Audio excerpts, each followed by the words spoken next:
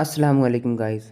इस एपिसोड के सबसे पहले सीन में हमें यहाँ पर इस लड़के को दिखाया जाता है जो कि यहाँ पर खड़ा होता है और उसके पास उसका बाप भी खड़ा होता है।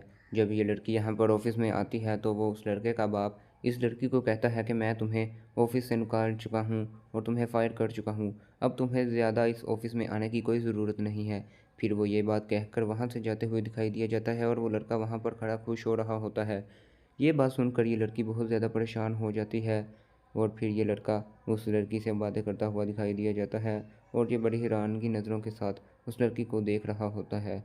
और वो लड़का फिर इस लड़की को कहता है कि ये तुम्हारी गलतियों का नतीजा है। और फिर अगले सीन में हमें यहाँ पर दिखाया जाता है कि यहाँ पर सिकंदर और उसका बाप बैठा होता है और फिर ये लड़का भी उसी वक्त वहाँ पर आ जाता है और फिर ये लड़का आकर अपने बाप के साथ बातें करना शुरू कर देता है।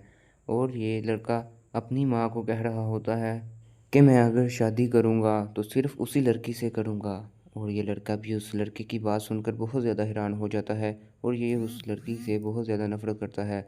और ये लड़का उस लड़की से बहुत ज़्यादा मोहब्बत कर रहा होता है और उससे शादी करना चाहता है और ये लड़की भी इसके साथ बहुत खुश दिखाई दे रही होती है।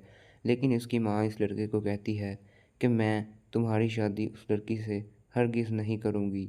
मैं ऐसी लड़की से तुम्हारी शादी कभी भी नहीं कर सकती कि जिसके ख़ानदान के बारे में हम नहीं जानते। फिर ये लड़की हमें यहाँ पर उस औरत के साथ दिखाई देती है और फिर से हमें यहाँ पर इस लड़के को दिखाया जाता है जो कि यहाँ पर अपनी माँ के साथ बातें कर रहा होता है और उसकी माँ इस शादी के लिए नहीं मानती है। लेकिन ये लड़का उस लड़की से बहुत ज़्यादा मोहब्बत कर रहा होता है और उसका भाई सिकंदर भी उसे बहुत समझाता है। लेकिन ये लड़का कहता है कि मैं सिर्फ शादी करूँगा तो उसी के साथ करूँगा, वरना मैं शादी नहीं करूँगा। और वो लड़का अपनी माँ को कहता है कि ये मेरा आखिरी फ़ैसला है और अगर मैं शादी करूँगा तो सिर्फ उसी के साथ करूँगा क्योंकि मैं उससे मोहब्बत करता हूँ।